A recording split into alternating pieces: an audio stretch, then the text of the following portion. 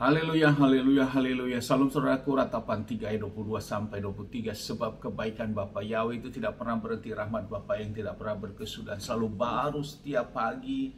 Begitu besar kasih setia Bapa Yahweh dalam kehidupan kita dimanapun kita berada pada pagi hari ini. Saudaraku, renungan pagi KPI Mahim Kaim pada hari Senin tanggal 14 Februari 2022 atau pada tanggal 13 Adar 5782 yang merupakan kelanjutan pembacaan renungan Torah kita diambil dari Keluaran 18 ayat 24 sampai 26 yang berkata demikian, saudaraku. Dan Musa mendengarkan suara ayah mertuanya itu, dan ia melakukan semua yang telah dia katakan. Lalu Musa memilih pria-pria yang mampu dari seluruh Israel dan menjadikan mereka pemimpin umat itu. Pemimpin 1000 orang, pemimpin 100 orang, pemimpin 50 orang, dan pemimpin 10 orang.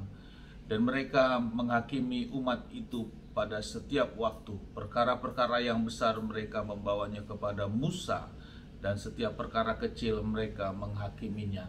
Saudaraku, firman yang baru saja kita baca, renungan Torah ini, rekopnya adalah Musa dan petunjuk Yetro kepada Musa, saudaraku. Saudaraku, Yetro adalah mertua daripada Musa, saudaraku. Dan dia mendatangi Musa dengan penuh kegembiraan bersama istri dan anak-anaknya, anak dari Musa, saudaraku. Dan mereka bertemu dan saling berbicara bagaimana pertolongan Bapa Yahweh dalam kehidupan perjalanan mereka. Namun saudaraku, saat Yetro berada bersama Musa dan Yetro melihat kegiatan Musa pada pagi hari saat bangsa Israel berkemah, ternyata saudaraku, dalam posisi mereka berkemah, Musa melakukan tugas di mana bangsa Israel datang kepada Musa oleh setiap perkara masalah mereka. Mereka datang dan mohon pengadilan oleh Musa, sehingga tidak heran banyak hal permasalahan karena penduduk atau bangsa Israel dan penduduk lain yang ikut saat itu cukup banyak, dan mereka mendatangi Musa. Dan itu bisa dari pagi sampai petang Musa mengadili mereka, saudaraku, sesuai dengan firman Bapa Yahweh. Dan Yetro melihat hal itu, dan Yetro memberikan suatu masukan atau saran kepada Musa agar jangan dilakukan seperti itu, tapi tunjuklah perwakilan-perwakilan untuk mewakili. Dan Musa mendengarkan saran tersebut, dan untuk perkara-perkara yang berat atau yang susah barulah Musa yang memutuskannya. Saudaraku, akhirnya Musa menerima masukan atau saran dari mertuanya ini, dan Musa memilih orang-orang yang menurut Musa mampu untuk melakukan hal itu, saudaraku, untuk mewakilkan dia dalam pengadilan-pengadilan, mulai dari untuk kelompok 1000 orang, 100 orang, 50 orang, bahkan sampai 10 orang, saudaraku. Dan untuk perkara berat baru Musa melakukannya. Saudaraku, lewat lagi renungan firman ini kita melihat seorang pemimpin yang besar seperti Musa, dia juga masih mendengarkan saran masukan, saudaraku, dari orang lain, apalagi dari mertuanya, saudaraku. Tidak menjadi pemimpin yang keras hati, yang seolah-olah dia yang benar, saudaraku. Namun bila hal masukan yang diberikan kepadanya orang mertuanya ini, dia mendengar, saudaraku. Dan ini diizinkan. Mungkin sebelumnya tidak ada yang berani menyampaikan seperti itu, tapi mertuanya menyampaikan hal itu, saudaraku. Dan akhirnya tentu dengan apa yang dilakukan ini, yang menjadi renungan Musa tidak orang yang ego, tapi dia tetap menerima saran masukan. Yang pertama, saudaraku. Kemudian Musa dari mertuanya.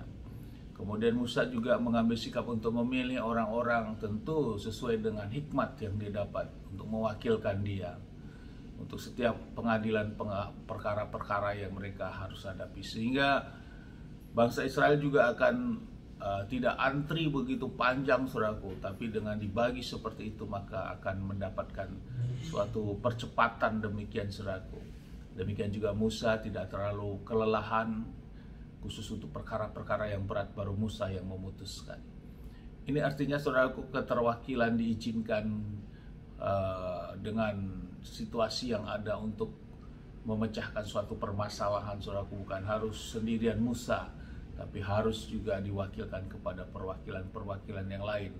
Dan tentu ini atas seizin daripada Musa, saudaraku, dengan melihat orang-orang yang capable atau memiliki kemampuan untuk melakukan hal itu dari para pemimpin yang mengikuti Musa sebagai tua-tua, saudaraku. Ini menjadi renungan bagi kita, saudaraku. Jadi jadilah kita, siapapun kita, saudaraku, pertama kita juga harus menghormati orang tua kita, ya, sebagai orang tua. Dan Musa melakukan itu, menghormati mertuanya, saudaraku, karena dia tahu bahwa itu hukum Tuhan, hukum Bapa Yahweh, hukum Torah, untuk menghormati orang tua. Kemudian kita juga tidak menjadi orang yang ego, walaupun menjadi orang tua ataupun menjadi suami atau istri. Bila ada suatu atau pemimpin-pemimpin dalam suatu institusi atau organisasi tertentu, bahkan gembala, bila ada saran masukan dan itu melihat hal baik, kita juga harus menerima, merendahkan hati kita untuk menerima demi untuk kebaikan, saudaraku. Dan seperti Musa, bila ini dilakukan, maka Musa juga tidak maksimal energinya terpakai untuk pengadilan saja, namun untuk pengadilan hal-hal yang besar.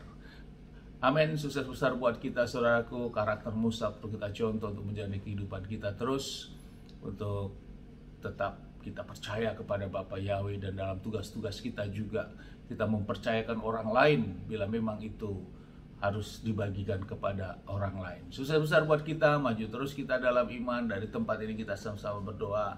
Bapak yang memberkati dan melindungi kita semua dimanapun kita berada. Bapak yang menyinari wajahnya kepada kita, memberikan kita kasih karunia.